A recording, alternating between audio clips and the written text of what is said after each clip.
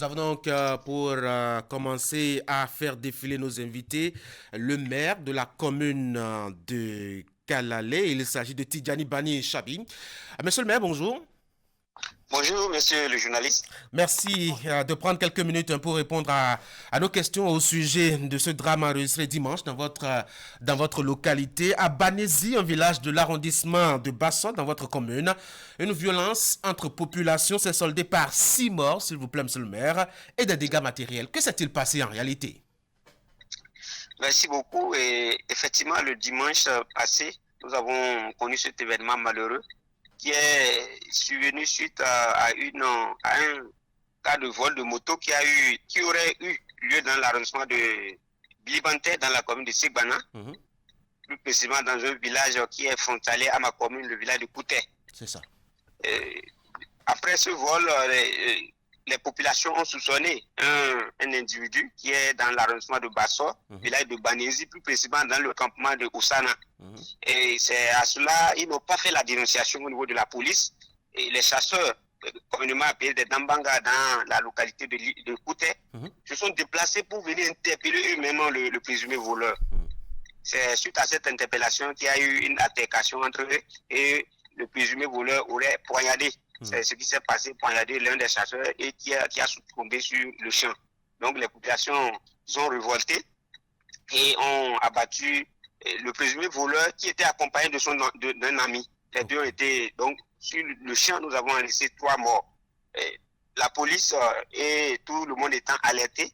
Et les formalités d'usage après l'information au niveau du procureur pour pouvoir remettre les corps afin de procéder à l'inhumation, on a été surpris de ce que le village s'est mobilisé, le village de Kouté qui est dans la commune de Sebana, ils se sont mobilisés pour venir attaquer les frères du présumé voleur qui est un village qui est situé à 12 km de Balési.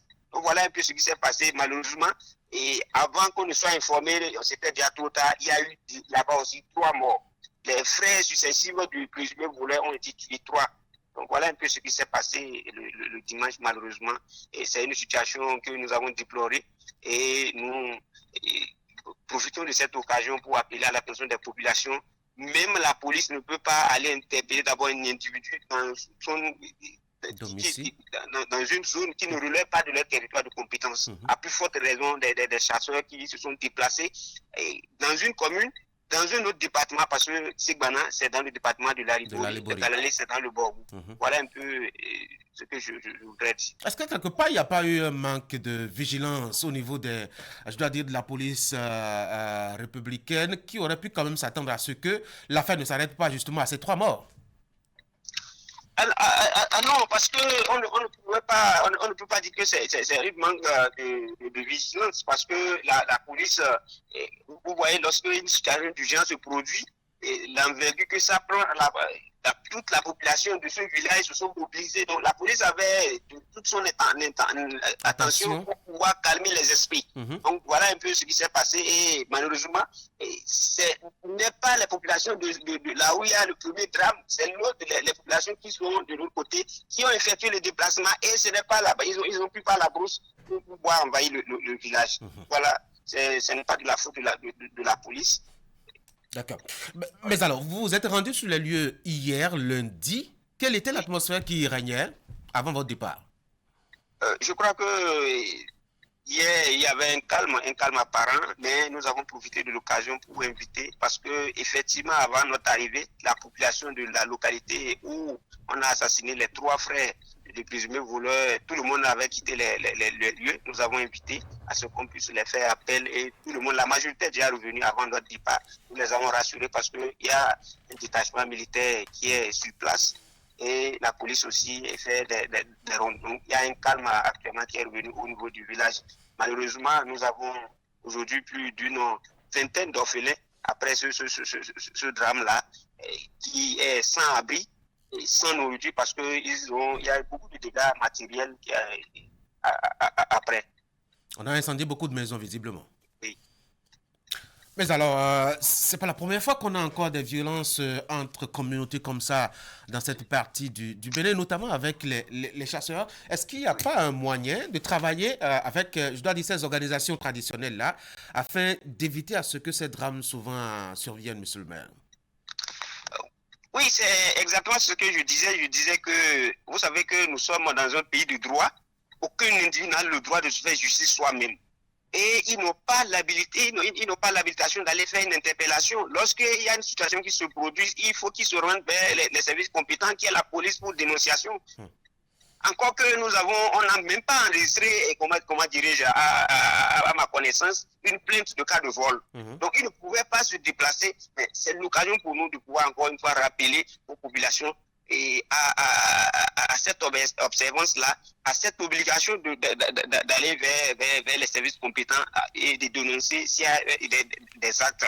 Et par rapport aux chasseurs aussi, ils ne sont pas des services compétents dans notre pays. Donc, je crois que nous allons travailler avec les populations pour leur montrer qu'ils n'ont pas ce rôle-là. C'est ça. Et tout ce qu'ils doivent pouvoir faire, c'est de pouvoir accompagner les services de la police, des forces de défense et de sécurité de manière générale en matière de coproduction de la sécurité, en fournissant des informations s'il y a des cas de suspicion, de soupçon, de quoi que ce soit. Voilà ce à quoi nous invitons vraiment les populations et surtout cette catégorie-là qui pense qu'ils peuvent faire la loi à eux. Monsieur le maire, en préparant cette émission hier, j'ai eu un contact qui craignait que la violence reprenne. Quelles sont les dispositions qu'on a prises, sécuritaires je veux dire, pour éviter éventuellement à ce qu'après le départ des autorités, que la communauté se remette encore à se chamailler? Effectivement, parce que c'est ça qui a fait que j'ai passé toute la journée avec la communauté, parce qu'ils avaient vraiment cette crainte-là, les informations qui venaient de part et d'autre, mais j'ai pris le soin de pouvoir appeler mon collègue de Sigmana, parce que le village en question est situé dans sa commune, c'est un village de sa commune, c'est sa population. J'ai échangé avec mon collègue de Sigmana afin qu'il puisse accentuer la sensibilisation. Et donc voilà ce qui est fait. Et il faut noter que il y a un détachement militaire qui est installé même au niveau de Banézi. Je profite de l'occasion pour saluer les efforts du gouvernement parce que la commune de Calais est une commune frontalière.